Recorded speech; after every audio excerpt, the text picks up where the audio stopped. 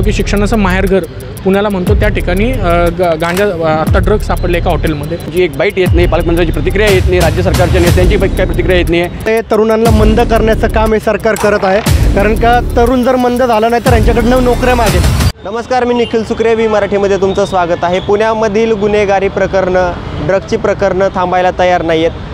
काल रात्रीला आपण पाहिलं की L3 लॉन्समध्ये झालेला जो काही प्रकार आहे, हा प्रकार उघडकीस आल्यानंतर आता काँग्रेसचे जे काही युवक काँग्रेसचे, विद्यार्थी काँग्रेसचे जे काही नेतृत्व आहेत, कार्यकारिणी आहे, त्यांनी आता कलाकार कट्टा येथे आंदोलन केलेलं आहे। आपण त्यांच्याकडून जाणून घेऊ की काय एकंदरीत प्रकरण आहे आणि त्यांच्या काय मागण्या आहेत आंदोलनाच्या माध्यमातून। भूषण दादा, काय सांगाल या आज तुम्ही आंदोलन? आज सर्वप्रथम आम्ही पुणे NSYच्या वतीने या ठिकाणी आंदोलन घेतलं होतं कलाकार कट्ट्याला। कारण काय झालं की गेल्या 2 महिन्यापासून वारंवार पुण्यामध्ये ड्रग्स पूर्ण म्हणजे रॅकेट पूर्णपणे ओपन होत आहे, त्याच्यावरती कुठल्याही पद्धतीची कारवाई होत नाही आहे। मागच्याच महिन्यामध्ये सावित्रीबाई फुले युनिव्हर्सिटीमध्ये गांजा सापडला, गांजा 1 ते 1.5 किलो गांजा पुणे युनिव्हर्सिटीमध्ये सापडला, त्याच्यावरही अजून कुठल्याही पद्धतीची कारवाई झालेली नाही आहे। आज डेक्कन परिसरामध्ये, एवढ्या नावाजलेल्या परिसरामध्ये जिथं आपण म्हणतो की शिक्षणाचं माहेरघर पुण्याला म्हणतो त्या ठिकाणी गांजा आता ड्रग्ज सापडले एका हॉटेलमध्ये, हे पूर्ण निंदनीय आहे। त्यासाठी या ठिकाणी आम्ही NSYच्या वतीने त्याचा जाहीर निषेध करण्यासाठी कलाकार कट्ट्यामध्ये इथं उपस्थित होतो।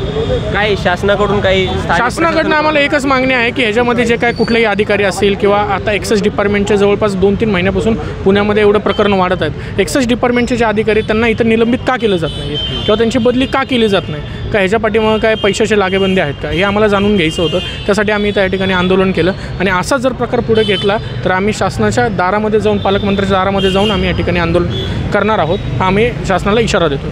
नक्कीच प्रकरणं थांबायला तयार नाहीत, परंतु तुम्हाला काय वाटतं यामागं कोणी असू शकतं, काय कोण पाठराखण करतं या लोकांची? कारण आपण जर बघितलं तर गेल्या 3 महिन्यामध्ये गुन्हेगारी खुनाचे प्रकरणं असतील किंवा ड्रग्सची प्रकरणं असतील, गांजा विद्यापीठात सापडणं असेल किंवा मग त्यावरती कारवाई न केली जाणं असेल, याच्यामागं कोण आहे असं तुम्हाला वाटतं? हे मागच्या 3 महिन्याचं प्रकरण नाही आहे, हे मागच्या 5-7 वर्षापासून जे प्रकरण एकंदरीत गांजाचं असेल, ड्रग्सचं असेल किंवा बाकी अजून काही अंमली पदार्थ जे आहे त्याला कारणीभूत सरकार आहे। सरकार पाठीशी घालते या लोकांना। अहो, तुम्हाला लाज वाटली पाहिजे, तुमचं सरकार आहे, राज्यात आहे, केंद्रात आहे आणि तुम्ही प्रेसला सांगतायत की आम्ही रस्त्यावर उतरू, पोलिसांनी कारवाई करणं गरजेचं आहे। उतरले रस्त्यावर। अहो, गृहमंत्री तुमचे आहेत, कारवाई तुम्ही करायला हवी।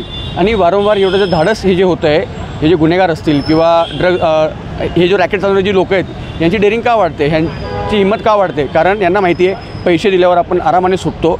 पैसे सर्वत्र, फक्त पैशांवर हे सरकार चाललं आहे आणि एकंदरीत यांनी शहरातील जे वातावरण आहे बिघडवण्याचं काम भारतीय जनता पक्षातर्फे आणि त्यांच्या सहकारी पक्षांनी केलेलं आहे। पालकमंत्री कुठे आहेत? पालकमंत्री आपल्याला ह्या पूर्ण घटनेत पालकमंत्र्यांची एक बाईट येत नाही, पालकमंत्र्यांची प्रतिक्रिया येत नाही, राज्य सरकारच्या नेत्यांची काही प्रतिक्रिया येत नाही आहे आणि उलट भारतीय जनता पक्षाचे जे नेते आहेत, शहराध्यक्ष आहेत, ते येऊन सांगतात रस्त्यावर की आम्ही रस्त्यावर उतरू। एवढे दिवस विद्यार्थी काँग्रेस असेल किंवा इतर ज्या काही विद्यार्थी संघटना त्यांच्याकडून आंदोलन होत असताना आता कुठल्याच प्रकारचा प्रभाव दिसत नाही। राजदादा, काय सांगाल? तुम्हाला काय वाटतं यामागं कसं काय तुम्ही आता निवेदनं देत आहे गेली काही दिवस? सगळ्यात महत्त्वाचं म्हणून युवक म्हणून आम्ही सरकारकडे नोकऱ्या मागतोय, पण सरकार आम्हाला ड्रग्ज देतं आहे। ड्रग्जमुळे तरुणांना मंद करण्याचं काम हे सरकार करत आहे, कारण का तरुण जर मंद झाला नाही तर यांच्याकडनं नोकऱ्या मागेल। तर हा त्यांचा कटील डाव आहे हा सरकारचा।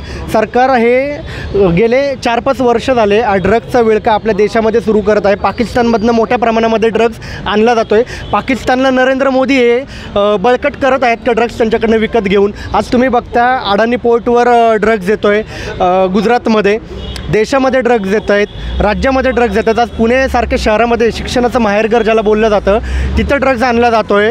हे देशाचा चौकीदार, राज्याचा चौकीदार आणि पुण्याचा चौकीदार तिघांवर निलंबन केलं पाहिजे, तिघांवर कठोर कारवाई झाली पाहिजे, या मान्यतेचे आम्ही सर्वजण आहोत आणि विद्यार्थी काँग्रेसतर्फे युवकांच्या सन्मानात आम्ही याच्यापेक्षा तीव्र आंदोलन करू जर हे बंद झालं नाही तर। सगळ्यामध्ये देशापासून, राज्यापासून आणि शहरापासून सगळ्यांचे हात या ड्रग्जमध्ये अडकलेले आहेत। हे ड्रग्ज पुरवण्यामध्ये हे सरकार ह्याच्यामध्ये कुठे ना कुठं उपस्थित आहे। हे ड्रग्जचं स्कॅन्डल हे सरकार चालवत आहे आणि युवकांनी नोकरी मागू नये, मंद व्हावं म्हणून हे ड्रग्ज स्वतः सरकार पोचवत आहे तरुणांपर्यंत। तर या गोष्टीचा आम्ही तीव्र धिक्कार करतो। तर आपण पाहू शकता की या ठिकाणी काँग्रेसचे जे काही विद्यार्थी संघटनेचे पदाधिकारी आहेत त्यांच्या माध्यमातून आंदोलन करण्यात आलेलं आहे। ललित पाटील प्रकरण असेल किंवा कोयता गँगची प्रकरणं असतील, ही थांबायला तयार नाहीत। याकडे शासन कसं बघतं, यावरती काय पावलं ठोस उचलली जातात का, याकडे पाहणं हे महत्त्वाचं ठरणार आहे। कॅमेरा पर्सन अमित सोबत निखिल सुक्रे, पुणे।